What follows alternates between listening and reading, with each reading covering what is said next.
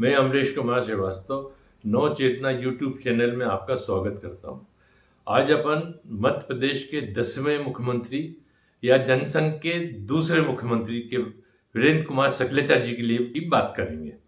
वीरेंद्र कुमार सकलेचा जी का जन्म 4 मार्च 1930 में मंदसौर जिले में हुआ था।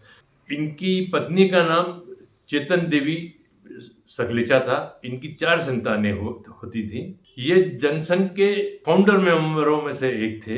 इन्होंने BHU विश्वविद्यालय से लॉ की डिग्री प्राप्त की और उस वक्त इनके साथ एक विवाद भी जुड़ा। किसी विवाद पे इन्होंने अपने सहकर्मी या छात्र को, अपने बराबरी के छात्र को, अपने क्लास फेलो को चाकू मार दिया और उससे उसका देहांत हो गया। मगर उस वक्त इन वकीलों ने इनको सेल्फ डिफेंस में आत्मरक्षा के लिए सिद्ध कर दिया और ये बाइज्जत बरी हो गए। 1950 में जब कुशाभाऊ ठाकरे जनसंघ के लिए गली गली, मोहल्ले मोहल्ले और गांव गांव जाकर के जनसंघ के लिए काम कर रहे थे, तब इनकी नज़र इनके ऊपर पड़ी और ये उनके संपर्क में आ गए। और कुशाभाऊ ठाकरे जैसे नेताओं को इन जैसे युवकों की आवश्यकता थी और ये उनके साथ मिलकर के काम करने लगे। ये पहली बार 1957 में विधानसभा का चुनाव जीते और विधानसभा में ये पहुंच गए। दूसरे वाले टर्म में 1962 से 1967 तक ये नेता प्रतिपक्ष रहे।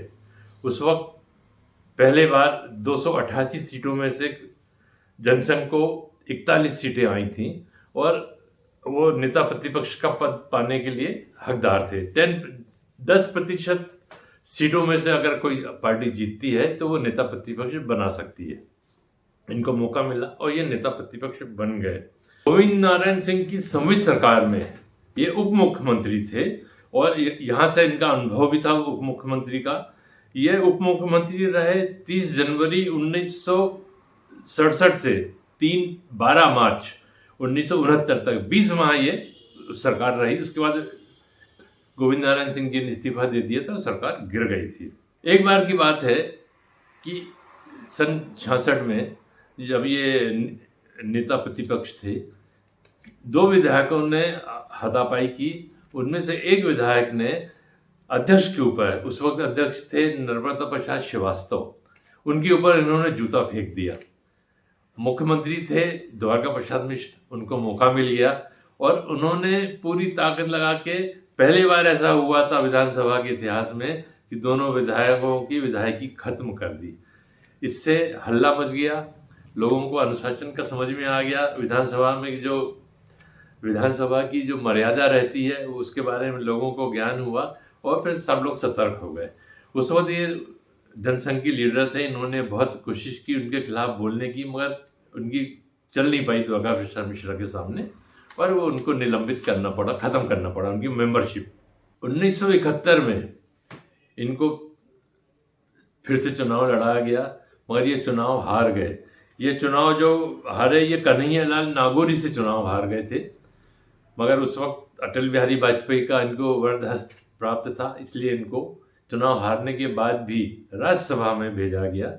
ये राज्यसभा के मेंबर रहे 10 अप्रैल 1972 से 26 जून 1977 तक। उस वक्त जनता आपातकाल लग गया था 1975 में, मगर ये 77 तक मेंबर रहे और ये फिर गिरफ्तार हुए। मीसा में इनको जेल भेजा गया और ये जब तक इमरजेंसी रही ये जेल में ही रहे। 18 जनवरी 1978 में ये इन्होंने मुख्यमंत्री पद की शपथ ली और ये 19 जनवरी 1980 तक मुख्यमंत्री रहे। मुख्यमंत्री चुनाव में भी इनको जबलपुर से चुने गए विधायक श्री कैलाश सोनकर से मुकाबला करना पड़ा, पर कैलाश सोनकर मात्र 25 वोटों ले पाए और चुनाव वो हार गए। ये वो चुनाव जीत के ये मुख्यमंत्री पुनः बन गए। इन्होंने मुख्यमंत्री बनने के बाद राजनीतिक तौर से और प्रशासनिक रूप से कसाव शुरू किया। 15,000 ग्राम पंचायतों का चुनाव उन्होंने एक बार में कराया और ग्राम समितियां उन्होंने सक्रिय की। एक छत के नीचे ग्राम पंचायत का सदस्य, ग्राम पंचायत का विकास समिति का अध्यक्ष, पटवारी एक छत के नीचे बैठने लगे, जिससे लोगों को सहूलियत होने लगी और लोगों को इधर उधर भागने की जरूरत नहीं पड़ती थी। इसके बाद उन्होंने प्रशासनिक रूप से आरएसएस के लोगों को भर्ती करना शुरू किया और इस पे भी बड़ा विवाद हुआ। एक बार पेपर में 100 दरोगाओं की लिस्ट छपी और उनका कहना था ये सब आरएसएस के कार्यकर्ता हैं और इनको फिर से चुनाव में ये काम करते थे और इनको उसका परिशोध दिया गया है।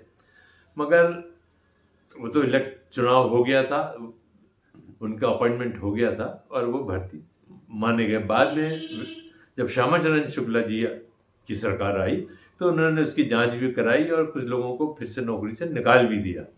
इस बीच उनके भ्रष्टाचार के लिए बहुत हल्ला मचने लगा और ये बात दिल्ली तक जाने लगी।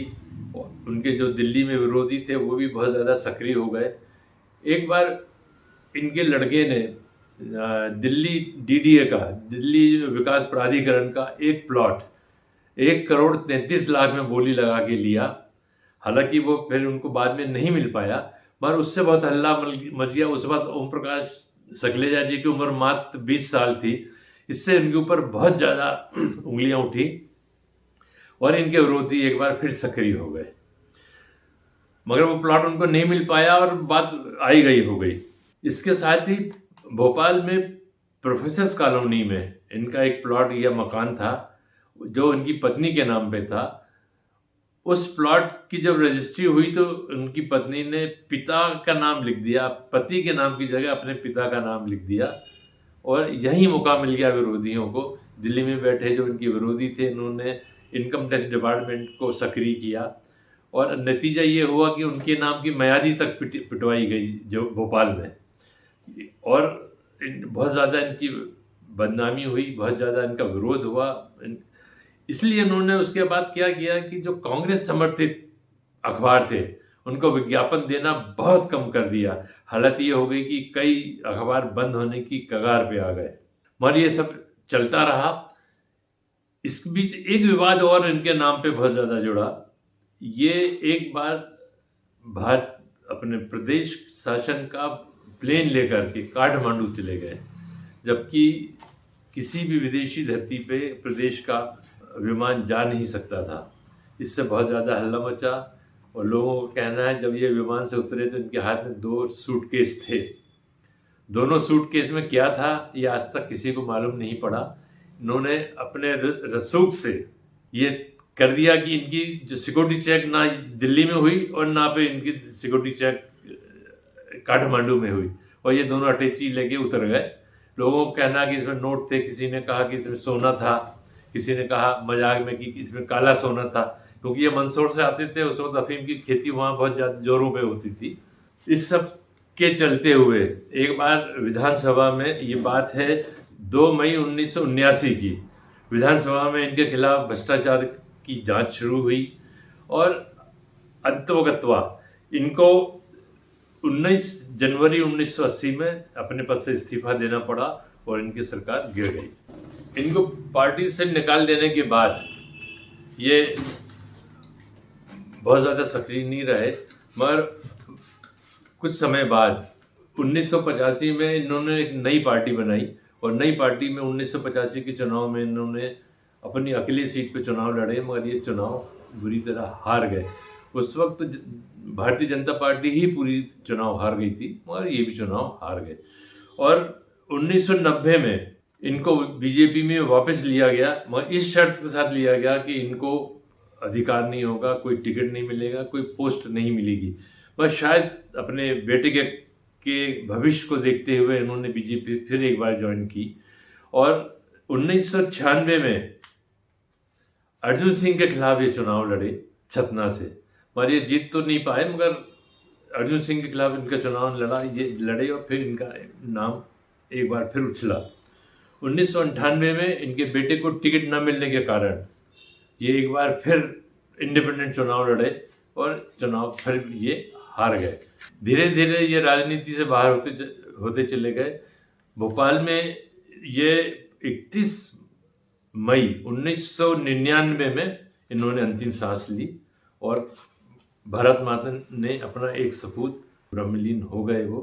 दोस्तों, अगर मेरा ये यूट्यूब चैनल आपको पसंद आया हो तो कृपया सब्सक्राइब करें, लाइक करें, ताकि मेरा उत्साह बढ़ सके। धन्यवाद।